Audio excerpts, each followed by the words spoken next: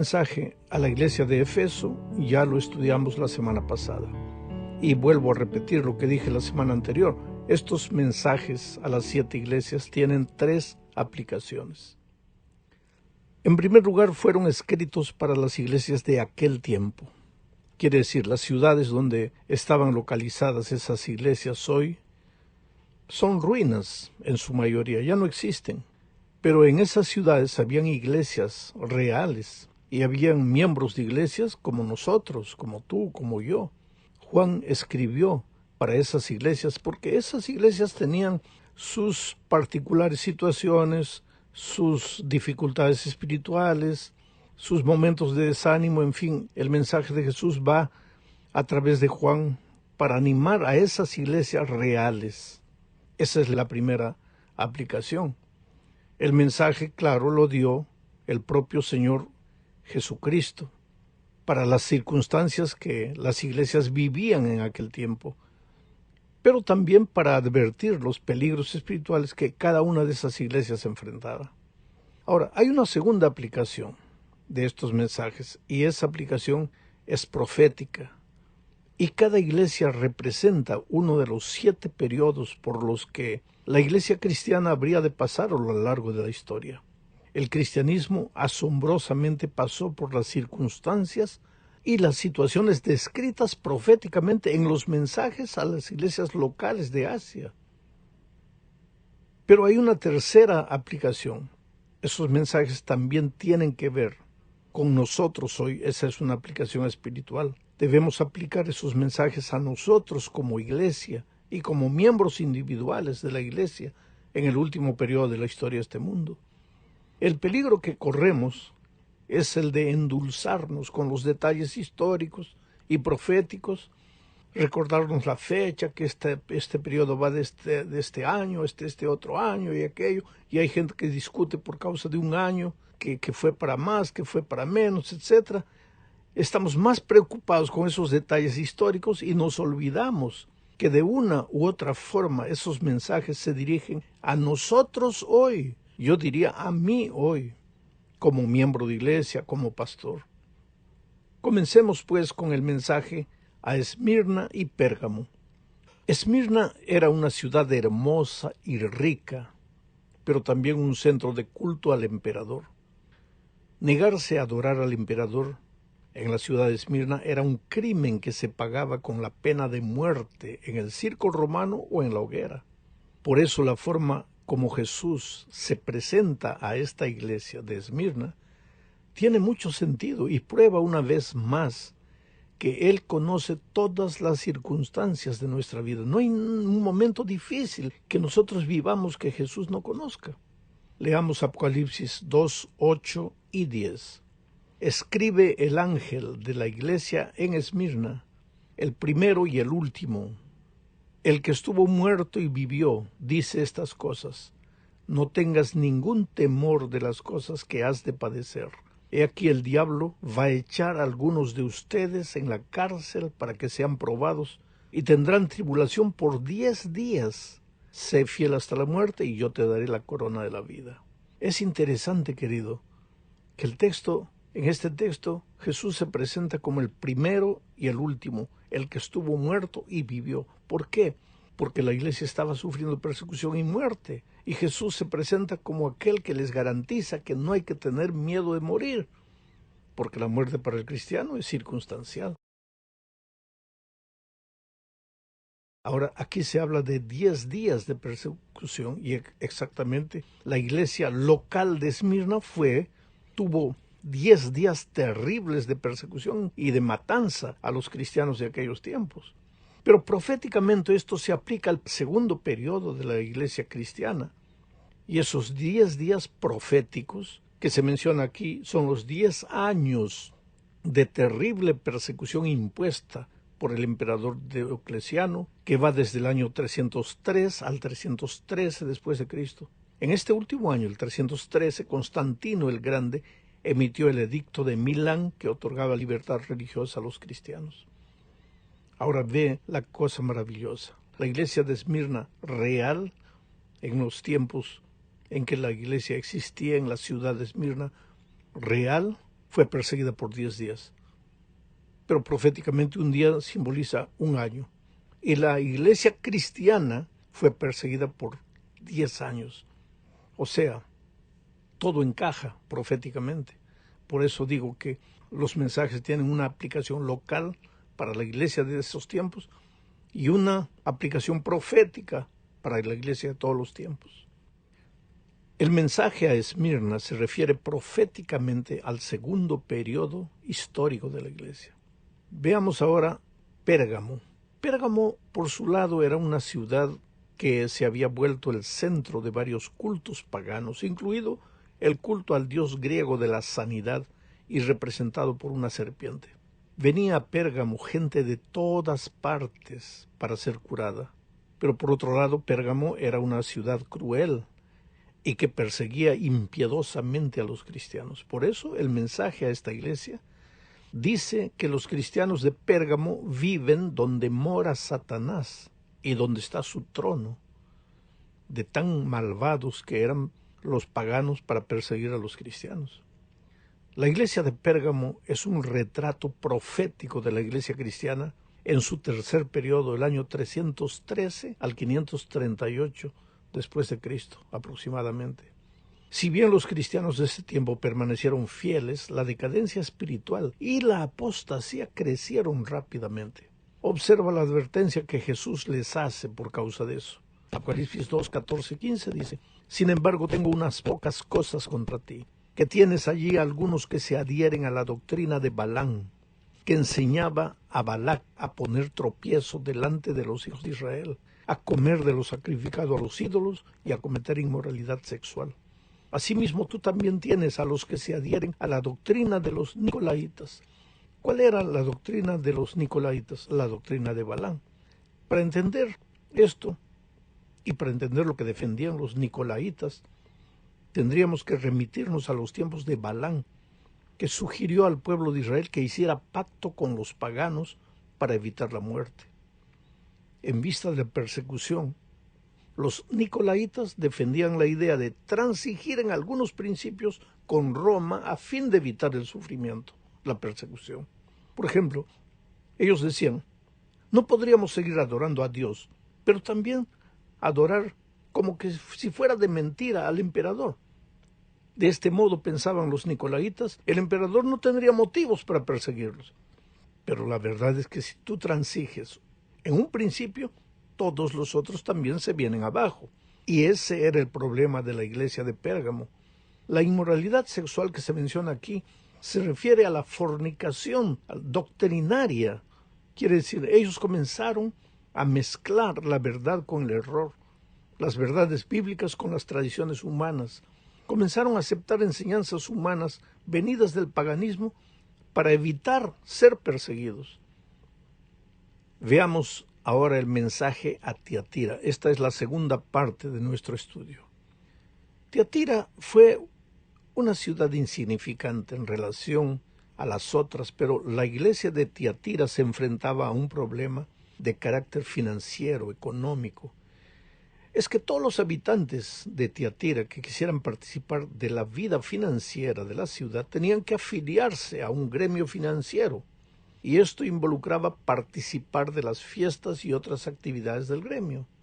La persona que se aislara de estas actividades prácticamente no podría vivir, porque financieramente también se encontraría aislada. O sea, la iglesia de Tiatira también se vio presionada a transigir, ya no por causa de la persecución, sino por la conveniencia financiera, económica, de sobrevivencia. El nombre Jezabel que se menciona en el mensaje a Tiatira se refiere a la esposa del rey Acab, que llevó a Israel a la apostasía.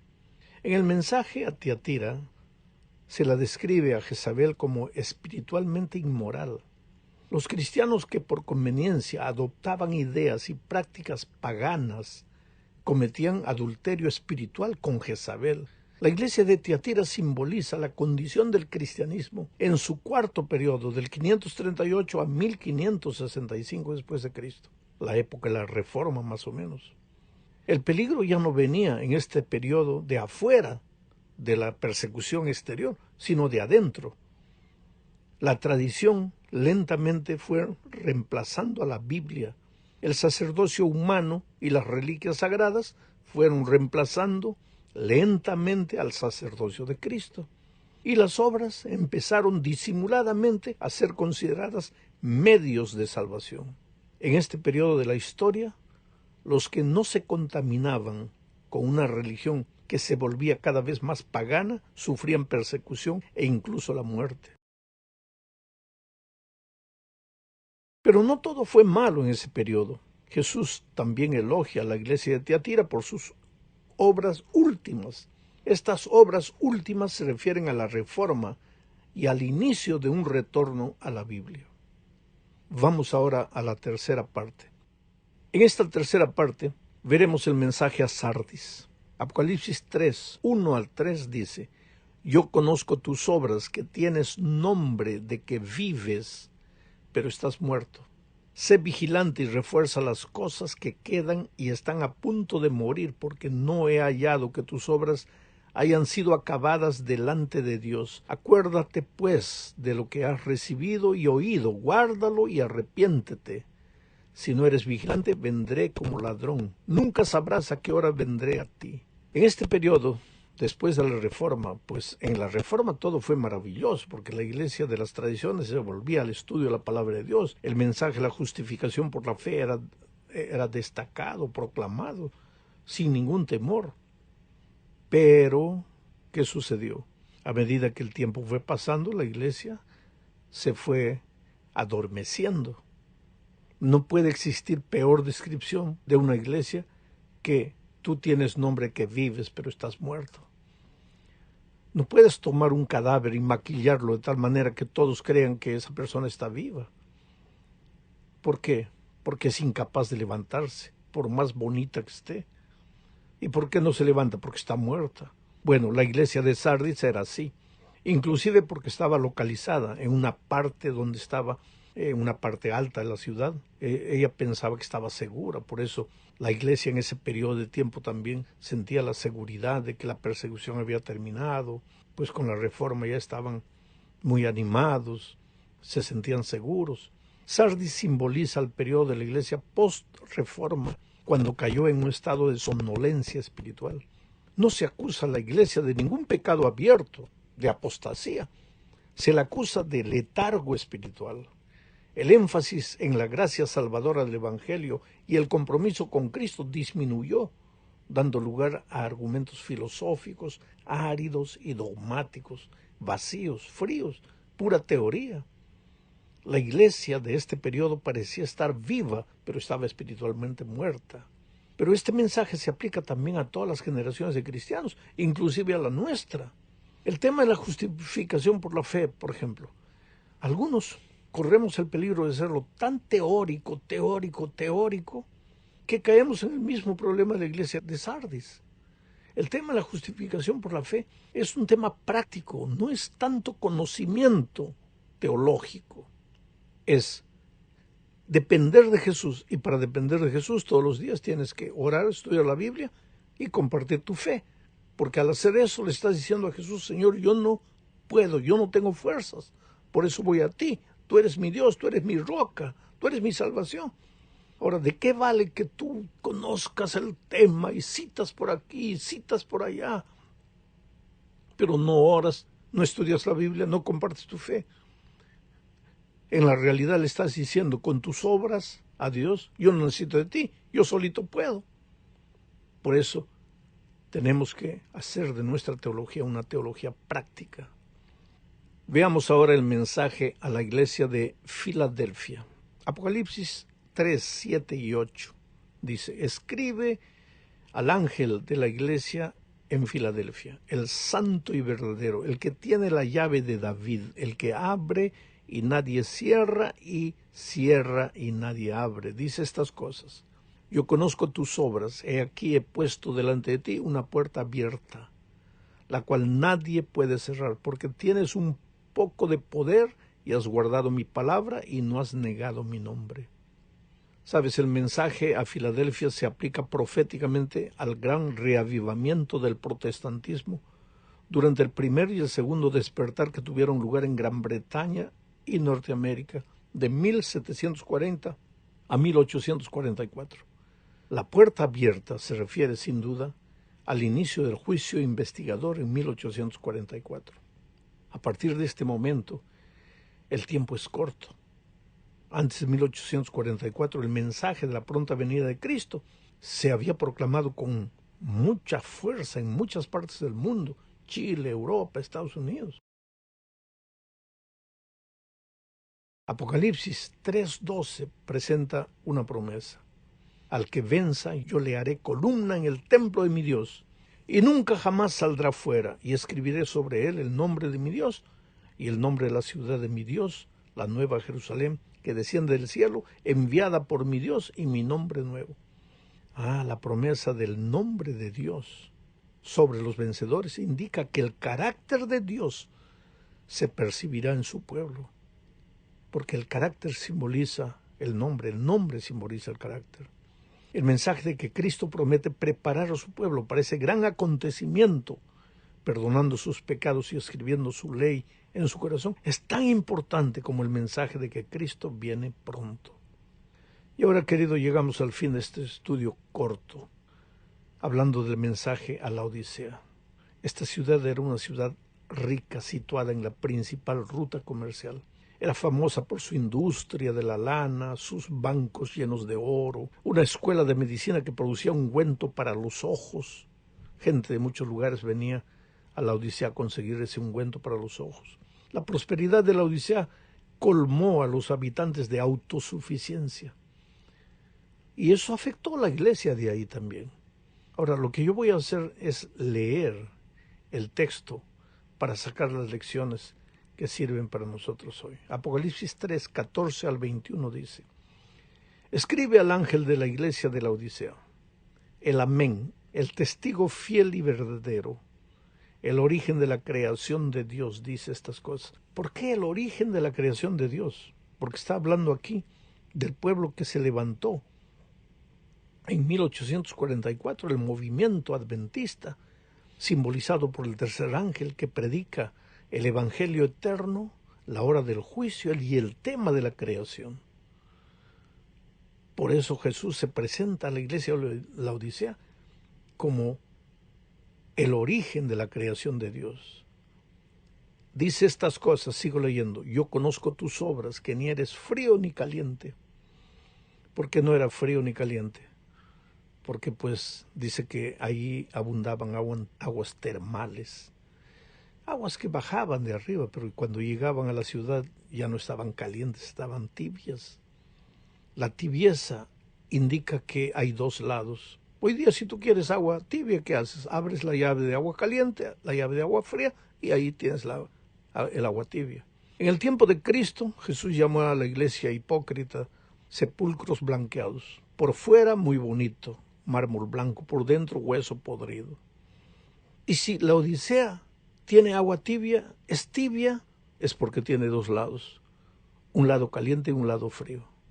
¿Cuál es el lado caliente? Por fuera, muy bonito, todo maravilloso, bautizamos tanto, hemos reunido tanto de diezmo, tenemos tantas escuelas, tantas universidades, muy bonito, maravilloso. Y por dentro, esto es lo que nos preocupa, a mí, a ti, a nosotros como cristianos tenemos que dejar de olvidarnos un poquito de la profecía. Entiéndeme bien, no estoy diciendo olvídate de la profecía, pero que nuestra atención no esté más en la profecía, sino en la aplicación espiritual. ¿Qué tengo que mejorar yo? ¿Dónde tengo que crecer yo? ¿Qué tengo que corregir yo? Porque Jesús dice, yo conozco tus obras, sigo leyendo el texto, que ni eres frío ni caliente, ojalá fueras frío o caliente. Así porque eres tibio y no frío ni caliente, estoy por vomitarte en mi boca. Ya que tú dices, soy rico, me he enriquecido, no tengo ninguna necesidad. Y no sabes que tú eres desgraciado, miserable, pobre, ciego, desnudo. Yo te aconsejo que de mí compres oro refinado por el fuego para que te hagas rico de verdad. Vestiduras blancas, justicia de Cristo, para que te vistas y no se descubra la vergüenza de tu desnudez, y colirio para ungir tus ojos, para que veas que tu realidad. Yo reprendo y disciplino a todos los que amo. Sé pues celoso y arrepiéntete. He aquí yo estoy a la puerta y llamo. Si alguno oye mi voz y abre la puerta, entraré a él y cenaré con él y él conmigo. Al que venza yo le daré que se siente conmigo en mi trono, así como yo también he vencido y me he sentado con mi Padre en su trono. Estoy a la puerta, Cristo está.